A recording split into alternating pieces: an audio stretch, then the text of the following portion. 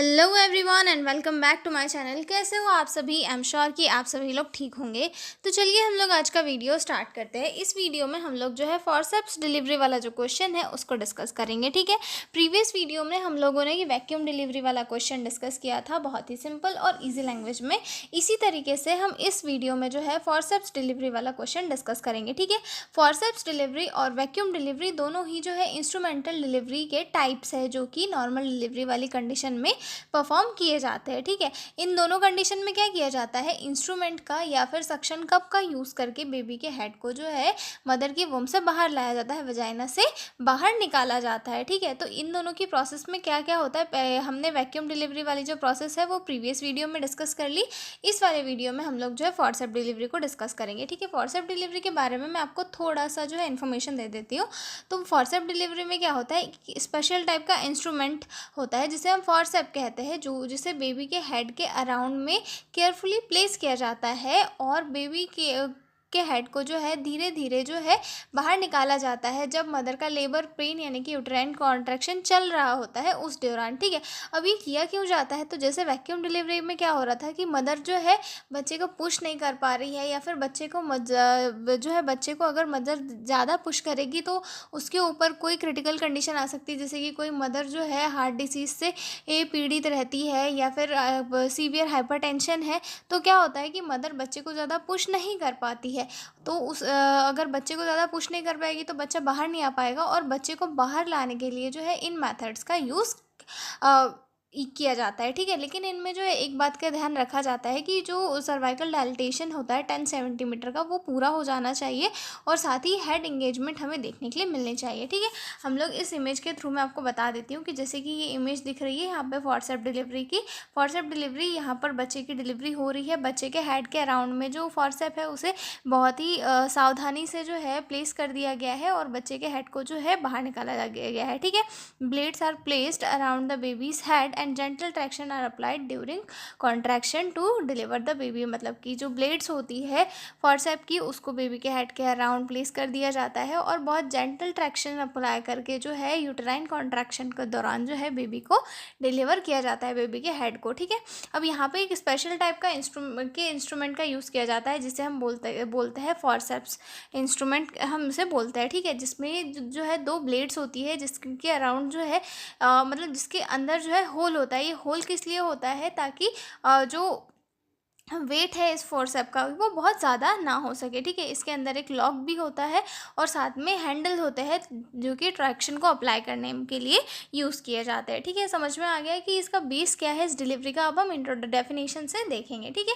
Forcep delivery is an assisted vaginal delivery in which a special obstetric instrument called forceps is applied around the foetal head to assist the delivery of baby through the vagina during second stage of labour, ठीक है। Forceps delivery क्या है, एक ऐसी assisted vaginal delivery होती है जिसमें एक स्पेशल ऑब्स्टेट्रिक इंस्ट्रूमेंट जिसे फॉरसेप कहते हैं उसका यूज़ किया जाता है। उसको फीटल हेड के अराउंड जो है अप्लाई किया जाता है और बेबी के हेड को जो है मदर की वोम से बाहर लाया जाता है। कब? Second stage of labour. मतलब सेकेंड स्टेज की जो सेकेंड स्टेज ऑफ लेबर होती है उस दौरान जब यूटेराइन कॉन्ट्रैक्शन चल रहे होते हैं तो वो जो है उस दौरान बेबी के हेड को जो है डिलीवर किया जाता है, ठीक है। अब हम देखेंगे इंडिकेशन की इसके क्या क्या इंडिकेशंस हैं।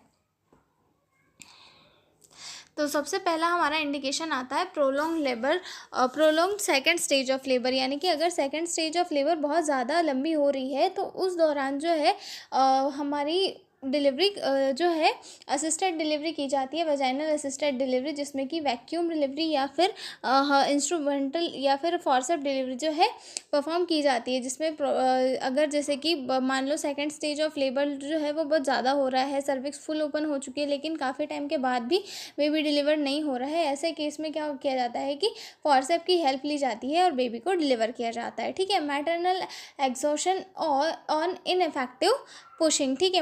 अगर मदर जो है बहुत ज़्यादा थक गई है और वो जो है इफेक्टिव पुशिंग नहीं कर पा रही है, तब फॉरसेप की हेल्प ली जाती है। Maternal condition where prolong pushing should be avoided, और अगर कोई मैटरनल कंडीशन है जहाँ पर मदर जो है बहुत ज़्यादा बच्चे को पुश नहीं कर पा रही है, तो उस दौरान भी जो है हम वैक्यूम या फिर फॉरसेप का यूज़ करते हैं, ठीक है। जैसे कि मदर को अगर कोई कार्डियक डिसीज़ है, सीवियर हाइपरटेंशन है, तो मदर जो है एक्सट्रीम लेवल पे बच्चे को पुश नहीं कर पाती है, तो उस दौरान जो है फॉरसेप्स का यूज़ किया जाता है, ठीक है। अगला आता है foetal distress requiring rapid delivery, ठीक है। अगर बेबी जो है उसके अंदर ऑक्सीजन की कमी हो रही है, फीटल हार्ट रेट जो है काफ़ी कम आ रहा है, तो जल्दी से बेबी को डिलीवर करने की ज़रूरत होती है, तो उस दौरान पे जो है फॉरसेप्स का यूज़ किया जाता है, ठीक है। After coming head in breach delivery, ठीक है। और अगर ब्रीच डिलीवरी अगर है, तो उस दौरान जो है बेबी के हेड को वो बाहर निकालने के लिए भी जो है इस इंस्ट्रूमेंट का यूज़ किया जाता है, ठीक है। अब हम इसके देखेंगे कॉन्ट्राइंडिकेशन की फॉरसेप डिलीवरी कब नहीं की जाती। तो कब नहीं की जाती, सबसे पहला आता है इसमें कि भाई अगर सर्विक्स प्रॉपरली फुल्ली डायलेट नहीं है, तो उस दौरान जो है हम इंस्ट्रूमेंटल डिलीवरी नहीं कर सकते। अगर सर्वाइकल डायलेटेशन कंप्लीट नहीं है 10 सेंटीमीटर का, तो हम फॉरसेप डिलीवरी नहीं कर सकते, ठीक है। Foetal head is not engaged, और अगर फीटल हेड इंगेज नहीं है, तो भी बेबी का हेड अगर पेल्विस में सफिशिएंटली डिसेंट नहीं हुआ है, तो फॉरसेप नहीं यूज़ किया जा सकता, ठीक है। उसके बाद आता है सेफेलोपेल्विक डिस्प्रपोर्शन। सेफेलोपेल्विक डिस्प्रपोर्शन यानी कि बेबी का हेड जो है वो मदर के पेल्विस के कंपैरिजन में अगर ज़्यादा बड़ा है और वेजाइनल पैसेज में काफ़ी दिक्कत हो सकती है, तब जो है बिल्कुल भी फॉरसेप डिलीवरी नहीं की जाती। उसके बाद सीधा क्या किया जाता है, सिजेरियन सेक्शन किया जाता है, ठीक है। सेफेलोपेल्विक डिस्प्रपोर्शन यानी कि CPD, ओके। अब हम देखेंगे unknown position of foetal head, और अगर अननोन पोजीशन है फीटल हेड की, तो भी जो है फॉरसेप डिलीवरी नहीं की जाती, ठीक है। फेस और ब्रो प्रेजेंटेशन है तो भी नहीं कर सकते, ठीक है। इनएडिक्वेट पेल्विस, और अगर पेल्विस का जो साइज़ है वो भी सही नहीं है, तो भी नहीं कर सकते।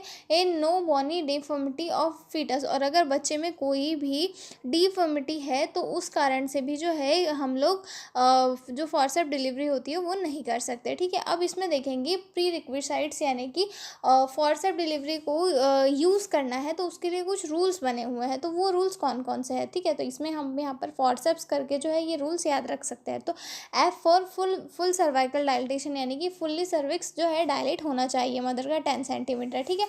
उसके बाद आता है ऑसिपुट, FO यानी कि ऑसिपुट यानी कि जो बच्चे का हेड है उसने इंगेज हो जाना चाहिए, ठीक है। उसके बाद आता है रप्चर्ड मेम्ब्रेन रप्चर्ड होनी चाहिए, ठीक है। C यानी कि कॉन्ट्रैक्शन कंटिन्यू होने चाहिए। एम्प्टी ब्लडर होना चाहिए मदर का, ठीक है। और P position of baby is non, मतलब बच्चा किस पोजीशन में है, ब्रीच में है, फेस में, मतलब किस पोजीशन से बच्चे की डिलीवरी हो रही है ये पता होना चाहिए, ठीक है। साथ में एक स्किल टीम भी होना चाहिए जो फॉरसेप को ऑपरेट कर सके, फॉरसेप को यूज़ कर सके और उसके थ्रू बेबी की सही तरीके से जो है डिलीवरी करवा सके, ठीक है।